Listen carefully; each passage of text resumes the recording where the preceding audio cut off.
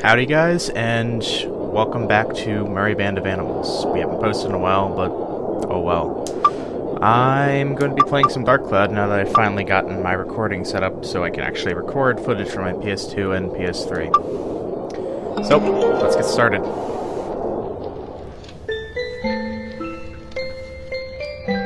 A book was found in some old ruins. All the scholars who decoded it puzzled over the mystery of the book. A world with two moons illuminating the sky. The many dazzling adventures of a young boy. But whether or not this is a true story, do you believe in the story woven in the book? Maybe it's a fantasy that existed only in a boy's heart.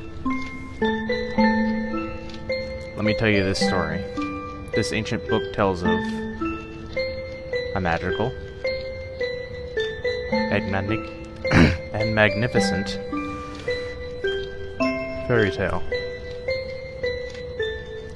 And the hero of this wondrous tale, whose name is... Alright, we're just gonna stick with the default name, rather than change things up. Because that's the character's actual name. In the later games, they don't let you change the names, so might as well stick with the real ones here. I kind of appreciate that this game doesn't have any voice acting, because in the later games, the voice actors seem kind of cheesy, so I feel like it kind of adds to the effect of this game that there isn't any voice acting going on.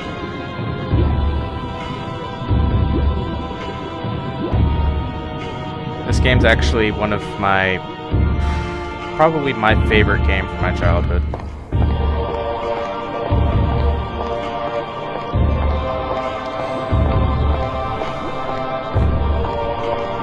I'm not even gonna bother trying to read them that quickly.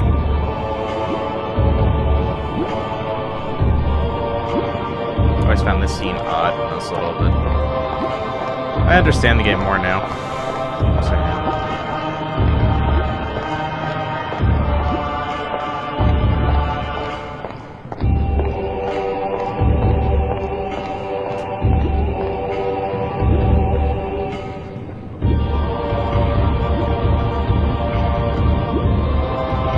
This first video is probably not going to go much past the intro because it's a pretty long intro. I mean, I've seen longer ones in games, but I don't think it's excessively long. Although this dance sequence can drag on a bit.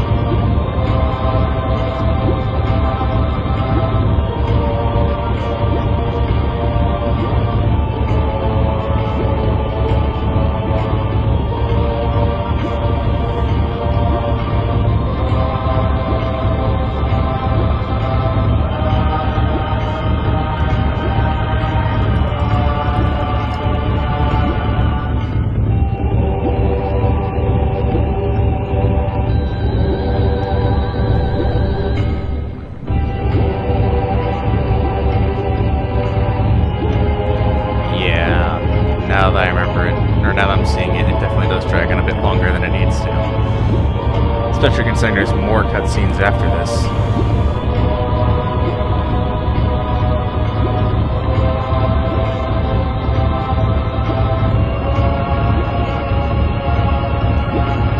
Maybe they're just trying to show off their animation skills, considering, you know, this is, I believe, a pretty early era PlayStation 2 game. While the graphics aren't too great compared to today's games, it's pretty good for its time. I've seen worse, anyway.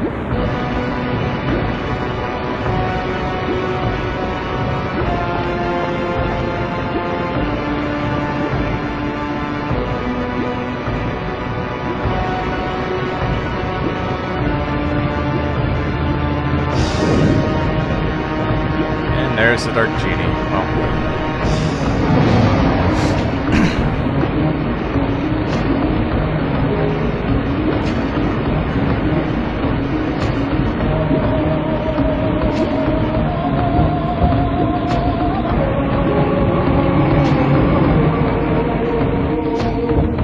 first form of the Dark Genie, anyway.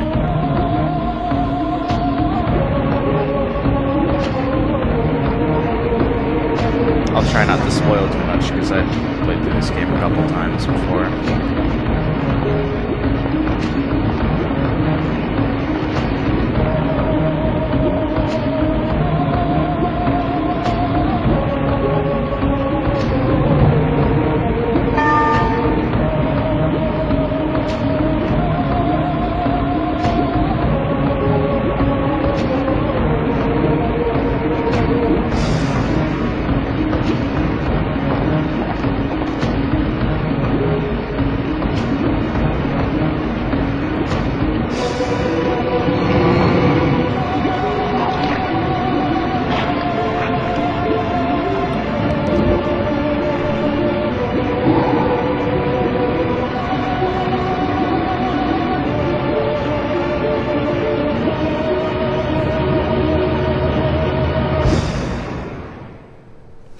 Okay.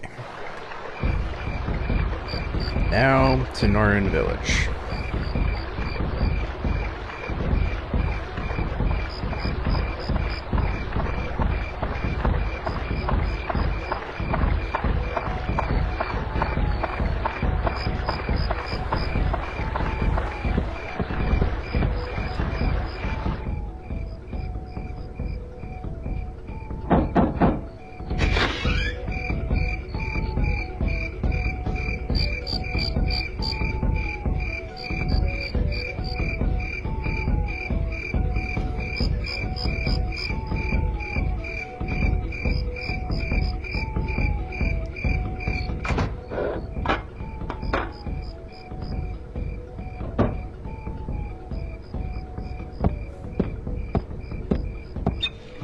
So they're basically having a festival going on.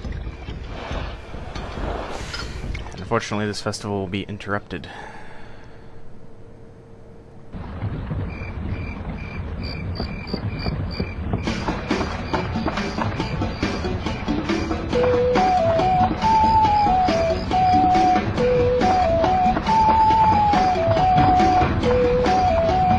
You'll get a glimpse at all the characters from... I mean, some of the dancers are actually just random people, but you get a glimpse of the characters in the first part of the game. Yeah.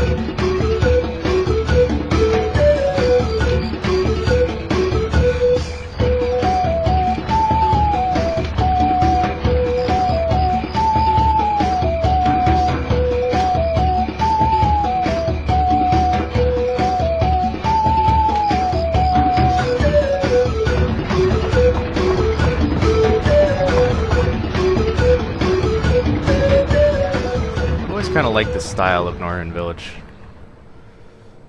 Stylistically, it's probably my favorite.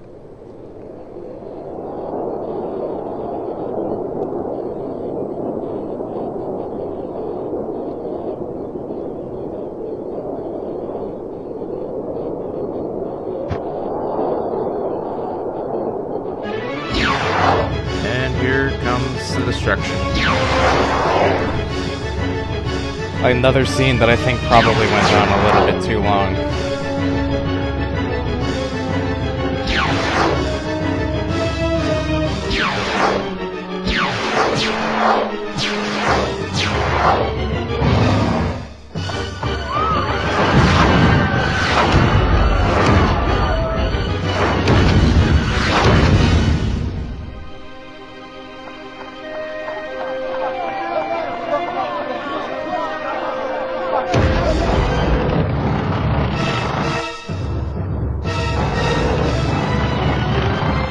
Kind of wondering exactly what he's planning on doing here. But I think the act that he's trying to save her alone is in and of itself enough.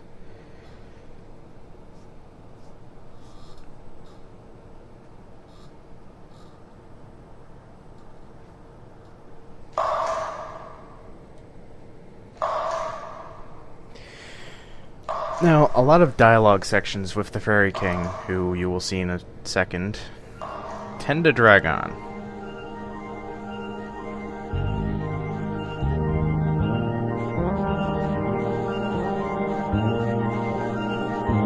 one's alright, though.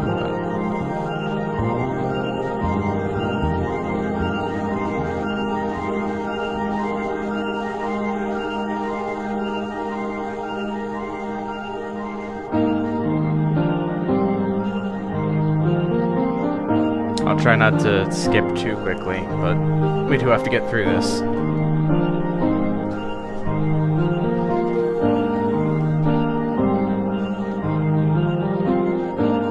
Not quite in a flash.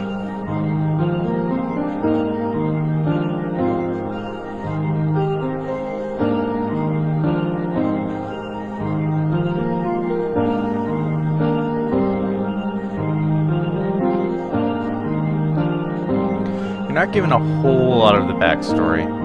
You kind of have to figure it out as you go on. More of it's revealed in the second game, but it still leaves a lot up for wondering. And I think I kind of appreciate that about the game, because it lets you kind of imagine your own story to go with it.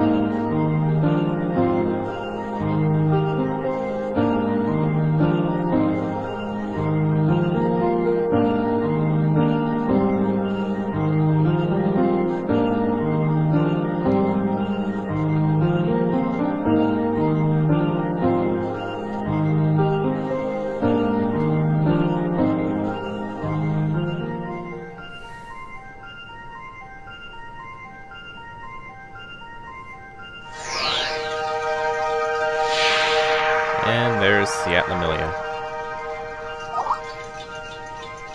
Oops, I did not mute Skype. I'll take care of that now.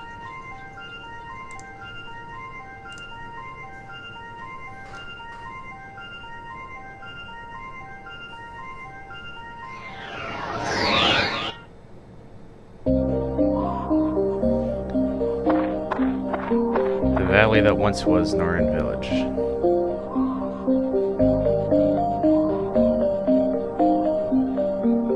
The horrible... Oh, these... It's like someone made an MS Paint. I don't know why they made these scenes like this. It would have been easy... I guess it kind of helps describe what happened, but... Man, I've always found it kind of dumb, even when I was little.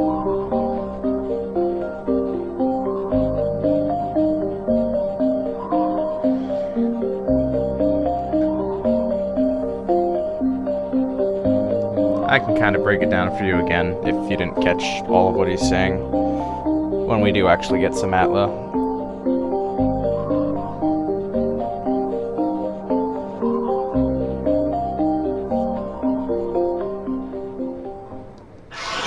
The basic premise is we have to rebuild the world, and we use this stone and the exploration through the various dungeons in different towns to find the pieces of the town that were scattered. And from there, you basically... I mean, each town has its own special requirements for how it's rebuilt. But you have a level of freedom with designing the town. And there's actually certain... if you build the town in the correct order, you can actually get some bonuses versus doing it another way. Probably the most complex part of this game isn't the city building as much as it is the weapon leveling, and this becomes true in the later games as well. With the third game, which isn't technically part of the Dark Cloud series, Rogue Galaxy. That game kind of removes the city building aspect and makes it all weapon customization. But for this game, this game's the one that's relevant right now.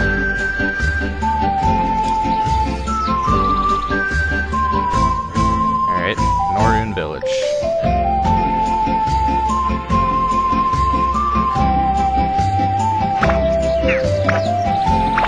So, here's the inventory system. Basically what we have right now is a dagger, but start out 50 item slots of normal items and 40 slots for attachments, and I don't think that ever grows. The reason these subsections are in here for the weapons will be explained later when we get more characters. But basically, each one of these is the weapon slots for these overall 6 different characters. Wait, 1, 2, 3, 6, yeah. Just making sure I didn't mess that up, because I'm pretty sure there are 6 characters. And the weapon specs. Basically, there are 3 categories of attributes to your weapons. There's the main values, the attack value, the endurance, speed, and magical power. Now, there's also the 5 elemental attributes, which provide different bonuses. They provide the basic bonus to the normal damage, and magical power actually affects how useful these are. So basically, you know, wind damage is good against enemies that fly, fire damage is good against, you know, frozen enemies, ice against fiery enemies, and so on. Holy against, you know, undead and cursed enemies. And then from that, there are the specific antis, or resistances, as I like to call them, where they give a specific type of bonus towards a type of enemy. So, anti-dragon damages any dragon-type enemies. Anti-undead damages, you know, undead enemies, and so on. Anti-marine, anti-rock, anti-plant, anti-beast, anti-sky, anti-metal, anti-mimic, which is a special type of monster that we'll get into later, and anti-mage. For now, we have one weapon that, it can't break. Well, it can break, but it can't disappear. But it also can't upgrade to anything. Like, it can't be built up to another weapon, which is another system in the game. So, it's basically here so you're never stuck without a weapon. But if it breaks, it only does 1 damage. So, you still have to keep it repaired. Hopefully we don't get stuck with the dagger for too long. I've had good luck and bad luck in this game. Sometimes I've been stuck with the dagger for half the dungeon, and that's not too fun. Because while it does upgrade, it kind of resets after a certain point.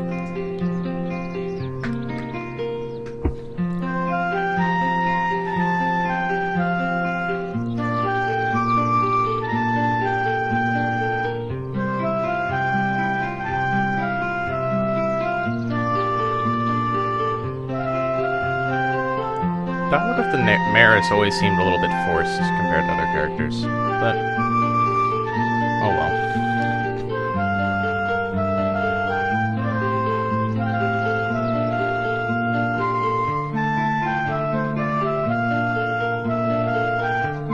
Oh yeah, it makes any important words flash red.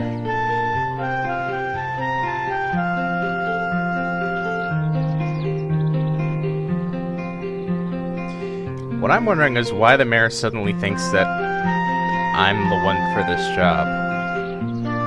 You would think that my character would have to Tone would have to explain this to him, but no. He just sends the one surviving kid off to fight monsters. Without question.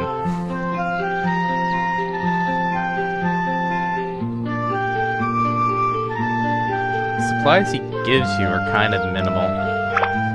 I'll show you now, since you saw what was in here before.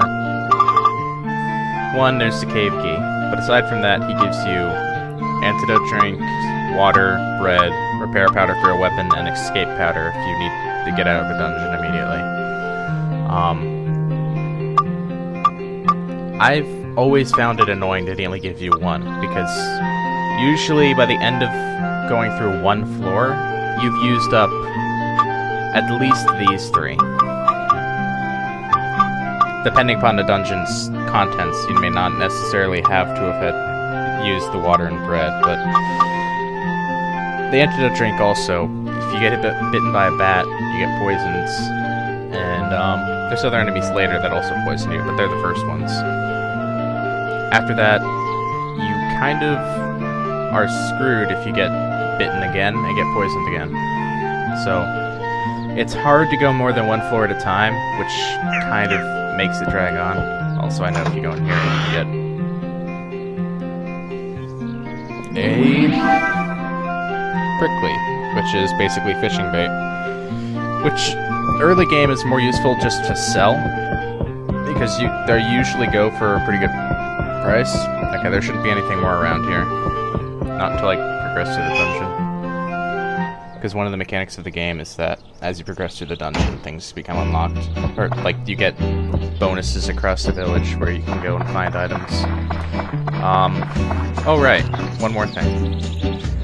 Actual diorama construction. I'll get into more of this later when we actually have pieces, but this is basically the way you build the village. It also lets you move across the village land much quicker than walking, so I usually do that when I'm cutting from the mayor's house to the Divine Beast Cave.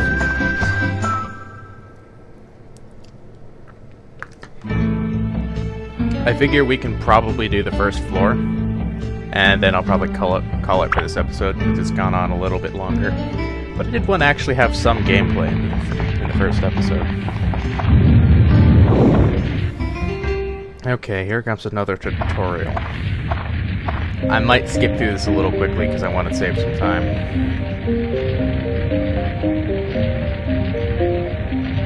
You can pause it. I'm going to let it fully load. So if you really want to read the text, you can pause it. But it's pretty simple. You just have to find the gate key dropped by a certain monster. The gate key in this dungeon is called Drawn's Crest, and it looks like that. Yep.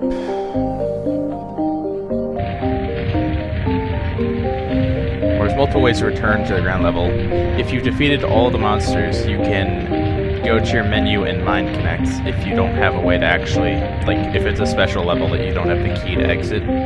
Otherwise, you can use the key and then exit traditionally through the dungeon. And the final way is to use escape powder if there are still monsters, because if there's monsters in the level, then you can't Mind Connect and get out.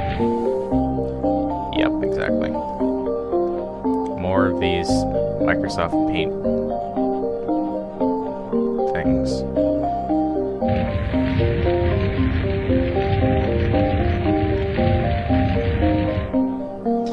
Alright. Yeah, weapons are breakable. Except, well, they all are breakable, but only the daggers will stick around. Each character has one weapon that will be like that, but they're usually all are bad, and you need to find a new weapon pretty quickly, because then you'll be forced to fight with that weapon, or that the default weapon, and it's not very good.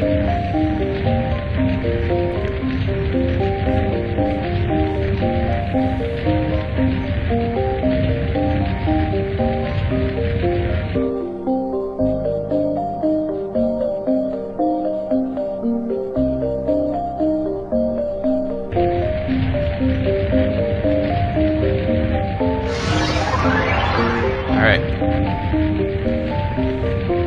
Now normally I would try to do the first 2 or 3.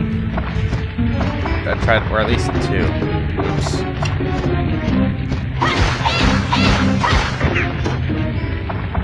But because the weapon being damaged makes an annoying beeping sound, I'm not gonna bother doing that. I'm gonna try exit the dungeon after each entry.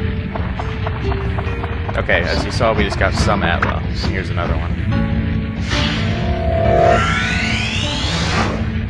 Got a fence on that one.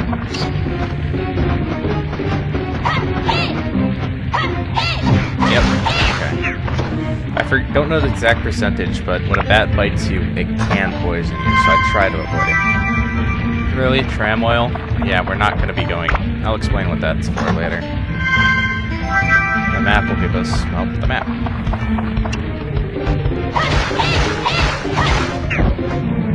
Okay. Luckily in the first dungeon, enemies don't escalate to be very hard really quickly. It's got a nice, good learning curve. It's kind of forgiving. But once the game starts going, then it starts getting harder. The other Dark Cloud games aren't as forgiving, because really, it takes some grinding to get your weapons where you need them to be later on in the game, so especially when you get a new character and then you need to find them and weapon, and usually you don't find a very good weapon for them, but you have to build it up. Alright, that gives us location of everything in the floor of the forgot I had stamina, like 2 slashes. Nope, there it goes.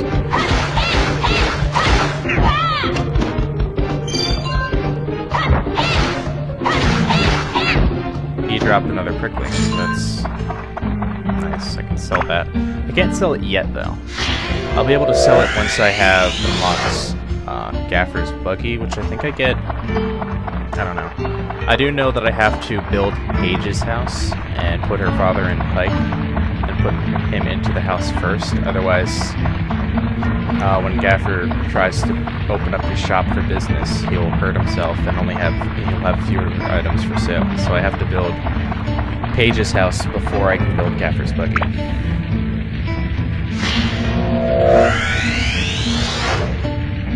Paige is the girl you saw in the intro, who came and fetched Tone for the festival.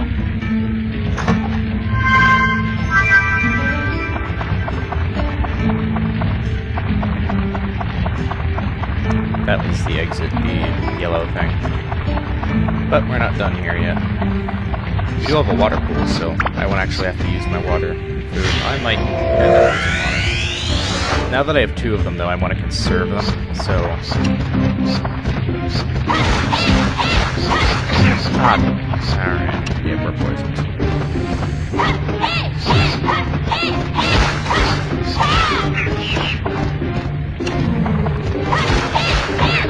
Let's try and stay alive. Alright, I might need to actually get moving, because I can eat the bread. I only have 1 bread. If I get close before I get there, then I'll be fine. Take the antidote, though. Actually, no, when the stamina wears off, I should be okay. The tricky thing is that the stamina actually acts like antidote. I don't think they intended it to be the case, but the stamina is an active effect, like poison or curse or any other active effects. See, yeah, it just has vanished, and it takes away all effects. I think it's a glitch in the game, but I've always used it because I found it useful. Granted, I mean, it doesn't really matter if we use up the antidote potion, because we're just going to get another one when we leave the dungeon, but I like to hold on to them. I'm going to try to make another run for the water before we exit, because water, it's nice to have some extra. There are special floors that make you go through water quicker. Yep, our weapon's about to break. That beeping, that's what I want to avoid.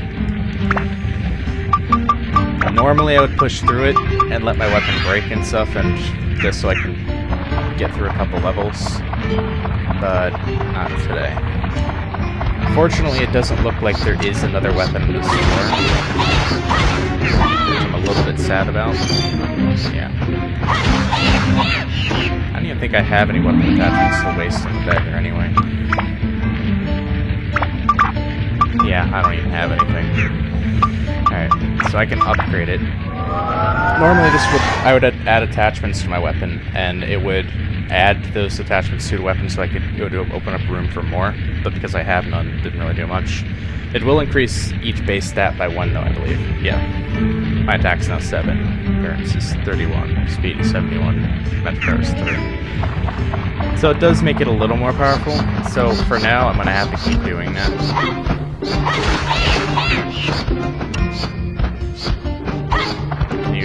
Charge attack too. That's usually how I take out bats, because otherwise...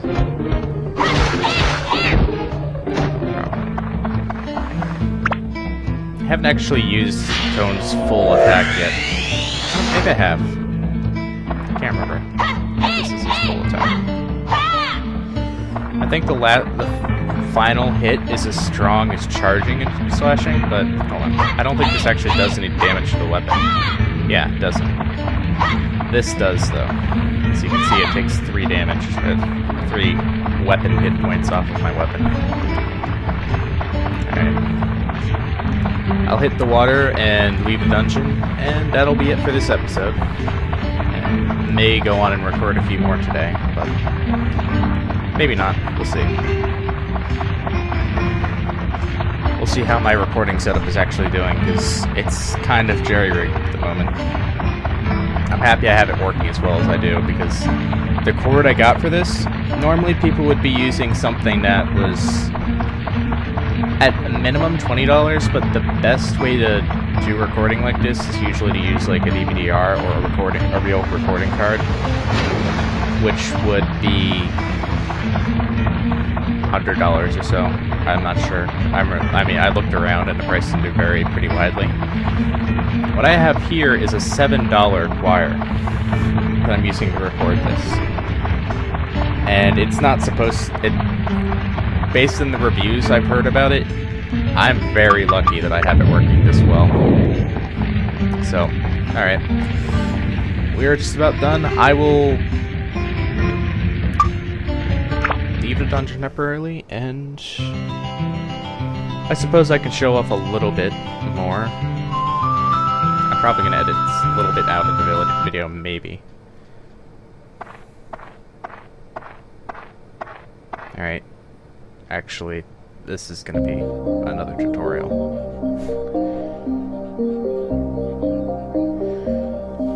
Might as well keep recording. Yay, more Microsoft Paint.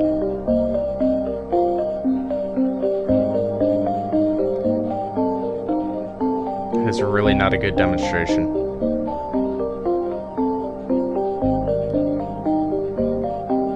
Okay.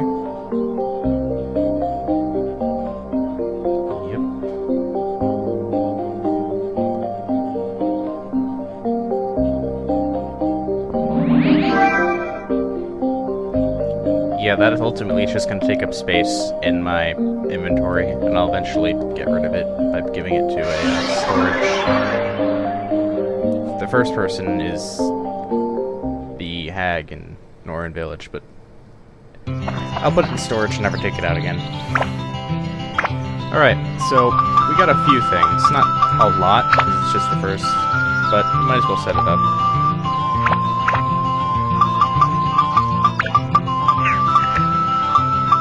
Basically, as you can see, these entities can be placed directly, and anything in here is an attachment that can go into these. Now, for stuff like fences and lamps, especially in Norrin Village, a lot of houses use these. So you can actually make this like the last piece you put in. So, for example, if you wanted to make sure Gaffer's buggy wasn't quite finished before you this is the only example coming to mind because it's one that's actually something I'm going to be doing later.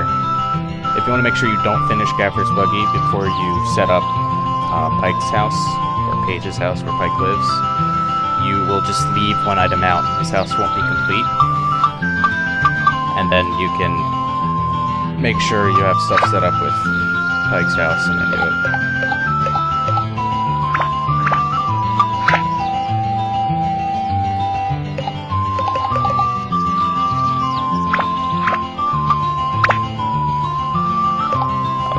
A straight piece of river, isn't it?